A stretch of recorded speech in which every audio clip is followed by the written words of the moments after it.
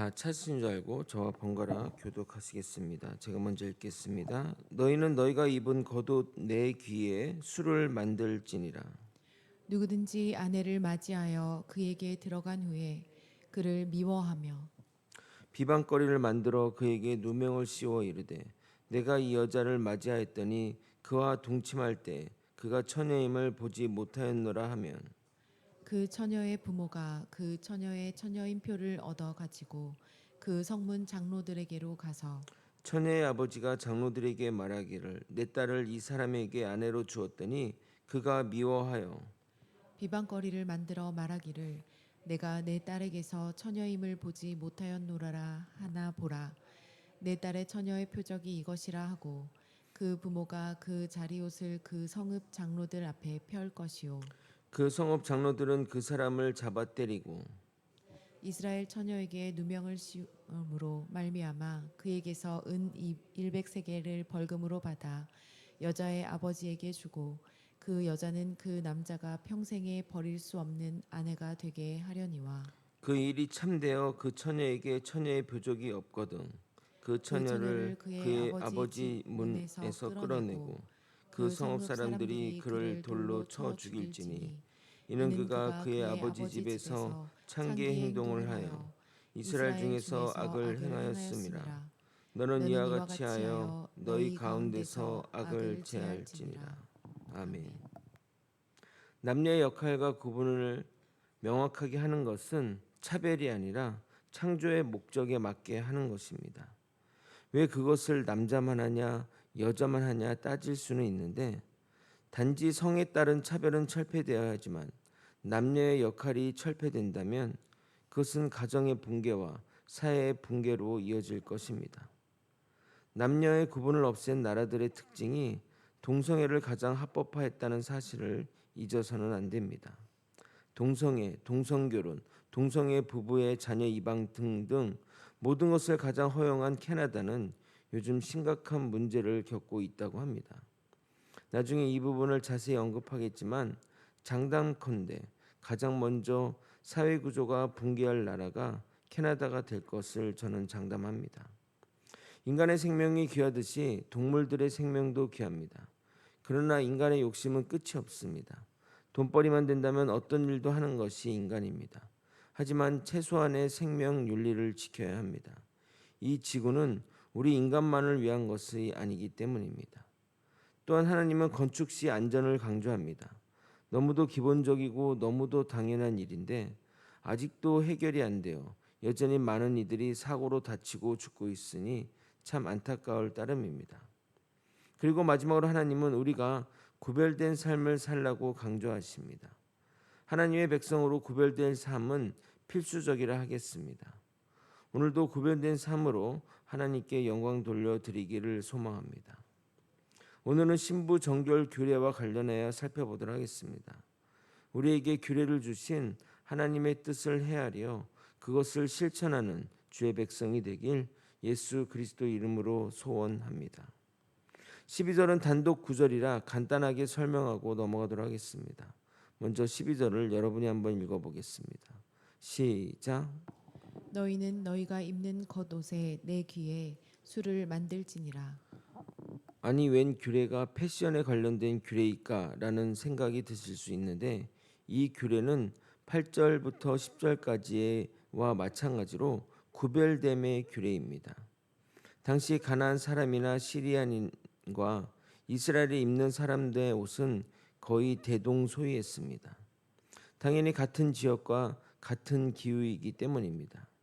그래서 하나님은 이스라엘 민족에게 입는 옷에 술을 만들어 달라고 한 것입니다. 그러나 구분을 위해서 술을 다는 것이라면 왜 하는가 의문이 들 것인데 하나님의 목적은 이 술을 보면서 하나님의 명령을 기억하고 그 기억한 명령을 준행하기 위해서 그 술을 달라고 한 것입니다. 그래서 그 옷의 수를 볼 때마다 내가 내 욕심을 따를 것인지 하나님의 말씀을 따라야 하는지 그것들을 상기시키기 위한 목적이라고 하나님은 말씀하고 있습니다. 민수기 15장 38절에서 40절을 읽겠습니다. 이스라엘 자손에게 명령하여 대대로 그들의 옷단 귀에 술을 만들고 청색끈을 그 귀에 술에 더하라. 이 술은 너희가 보고 여호와의 모든 계명을 기억하여 준행하고 너희를 방종하게 하는 자신의 마음과 눈의 욕심을 따라 음행하지 않게 하기 위함이라. 그리하여 너희가 내 모든 계명을 기억하고 행하면 너희의 하나님 앞에 거룩하니라. 눈앞에서 멀어지면 마음에서도 멀어진다고 항상 주의 말씀을 곁에 두고 말씀대로 살아가야 할 것입니다. 가끔은 목회자나 이런 사람들이 있던 감리교나 천주교는 제복을 입잖아요. 그 제복을 입는 것이 저는 좋다는 생각도 듭니다. 왜냐하면 그런 제복을 입으면 당연히 행동이나 이런 것들을 절제하고 조심하기 때문입니다. 우리 목회자들도 그렇게 입고 다니면 정말 어디 가서 죄 짓고 뭐 험한 얘기 안 할 텐데 그런 생각을 해봅니다. 13절 14절을 읽으면서 대부분의 여성분들은 이 규례가 불편하게 여겨질 것입니다. 13절 14절을 여러분이 한번 읽어보도록 하겠습니다. 시작. 누구든지 아내를 맞이하여 그에게 들어간 후에 그를 미워하여 비방거리를 만들어 그에게 누명을 씌워 이르되 내가 이 여자를 맞이하였더니 그와 동침할 때에 그가 처녀임을 보지 못하였노라 하면. 그러니까 남편이 아내가 싫다고 거짓으로 모함하는 것은 당연히 불편한 것은 사실입니다. 그러나 이 성경 말씀이 남자의 의도를 알려주고 그 과정을 설명한 것이니 불편하게 여겨지는 것이지, 그 사실을 모른다고 생각할 때는 절대 불편한 사실을 말하는 것이 아닙니다. 이것은 남자가 자신의 아내의 정결을 문제 삼을 때 어떻게 처리해야 되지 하는 규례로 보면 되는 겁니다. 그 규례인데 요 사정은 그 사정을 상정한 거죠. 남자가 나쁜 의도로 하는 것을 상정하고 이 규례를 설명한 겁니다. 그러니까 그 상정을 빼고 요 규례를 보고 난 후에 이제 하시면 된다는 겁니다. 물론 여자의 순결을 논하는 것이 구시대적이라고 여겨질 수 있습니다. 근데 성도 여러분, 하나님의 규례가 구시대적인 것이 아니라 우리가 너무나 타락하였기 때문에 그 규례가 구시대적으로 여겨지는 겁니다. 저번에 말씀드렸듯이 가늠한 여인을 돌로 치라고 하는 것을 지금 적용한다면, 만약 그렇게 한다면 전 세계가 발칵 뒤집어질 것입니다. 그런 일은 뭐 저 중동 국가나 또는 독재 국가에서나 일어날 일이지 일반 나라에서는 상상도 못할 일인 것입니다.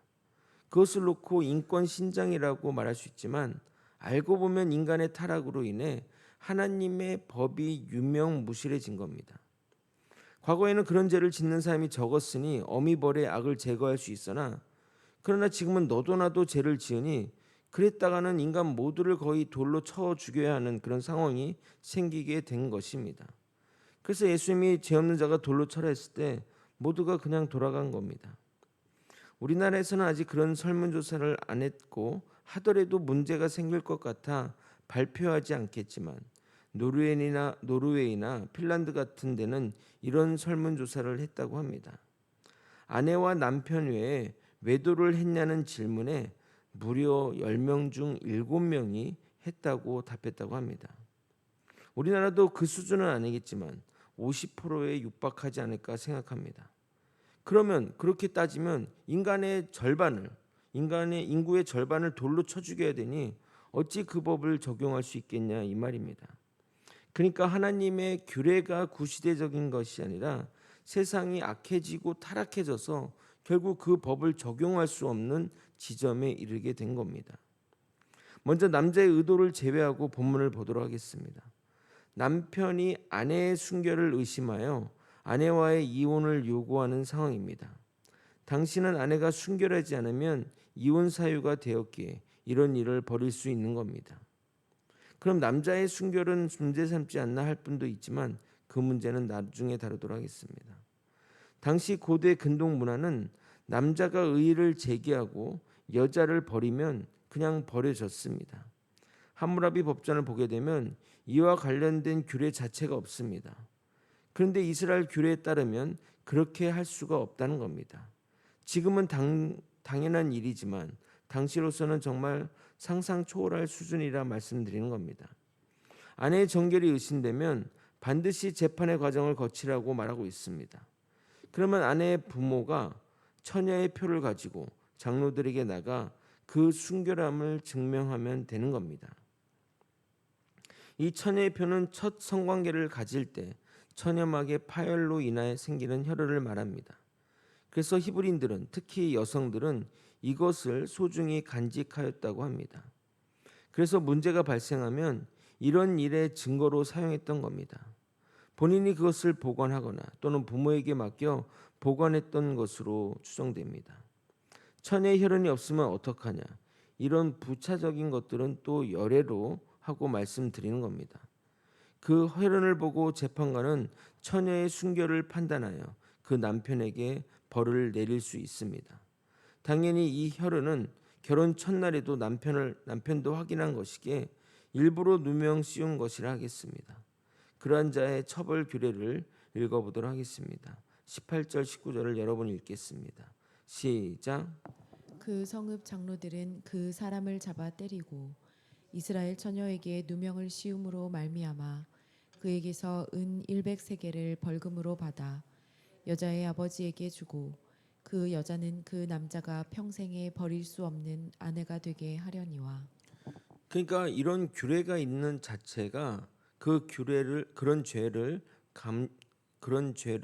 제한하는, 그러니까 그런 죄가 일어나지 않도록 하는 효과도 있는 겁니다. 이걸 보면서 아, 이렇게 하면 안 되겠구나 깨닫는 계몽의 원칙도 있기 때문에 이런 법들이 있는 겁니다. 함부로 나쁜 의도로 할 수 없을 뿐더러 여인도 이런 의도를 생각하여 절대적으로 그런 것들의 행동을 감해야 되는 겁니다. 그런데 만약 처녀의 혈흔이 없다면 어떻게 해야 하는가? 이 처리에 대해서는 논란이 있을 수 있습니다. 그러나 실제 이런 일이 벌어지지는 않았을 겁니다. 그런데 위에서 언급한 대로 처녀임에도 혈흔이 발견되지면 어떡하냐 그런 생각이 들 수 있는데, 왜냐하면 크게 넘어지거나 운동을 심하게 하면 처녀막이 손상되는 경우가 있기 때문입니다. 그러나 법이란 것은 모든 예외 규정을 다 취급하지는 않습니다. 우리나라도 헌법이 있고 그 아래 법률이 있고, 법률이 다루지 않는 것은 그 재판의 판례를 통해서 결정하듯이 모든 예외 규정을 그 법에 다 적용한다고 한다면, 그것도 뭐 여러 가지 경우들인데 그걸 어떻게 다 예측해서 할 수 있겠습니까? 만약 그걸 다 언급한다면 정말 하늘을 두루마리 삼아도 불가능할 것입니다. 그리고 또 인간은 정말 머리가 잘 돌아가서 그런 법에 또 사각지대를 찾아내서 그런 죄를 지을 사람들이 인간인 것입니다. 그러므로 일반적으로 이 규례를 접근했으면 좋겠습니다. 아, 듣다 보면 요거 좀 이건 어떡하지? 뭐 저런 이런 생각이 들 건데 그것들을 다 다룰 수는 없다는 걸 명심하고 들어주면 좋겠습니다. 처녀의 혈흔이 없다는 것은 정결례를 지키지 못한 것이고 그것은 간음한 것이나 마찬가지게 잔인하지만 돌로 쳐 죽여야 하는 겁니다. 20절 21절을 읽어드리도록 하겠습니다. 그 일이 참되어 그 처녀에게 처녀의 표적이 없거든 그 처녀를 그의 아버지 집 문에서 끌어내고 그 성읍 사람들이 그를 돌로 쳐 죽일지니 이는 그가 그의 아버지 집에 창기 행동을 하여 이스라엘 중에서 악을 행하였음이라. 너는 이와 같이 하여 너희 가운데서 악을 제할지니라. 만약 그녀가 결혼 상대가 아닌 다른 누군가와 그런 관계를 맺었다면 그 남자와 결혼했어야 합니다. 아니 원치 않는 성관계, 예를 들어 강간의 문제도 있는데 억울할 수 있다고 생각되지만 그것은 이어지는 규례를 통해 문제를 예방할 수 있습니다. 누군가와 결혼하고자 한다면 절대적으로 몸의 순결을 지켜야 합니다.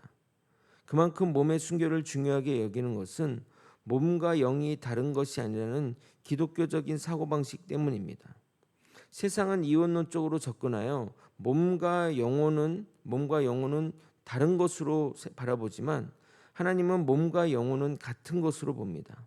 그러므로 절대적으로 간음이나 아내가 아닌 다른 이와의 성적 결합은 있어서는 안 됩니다.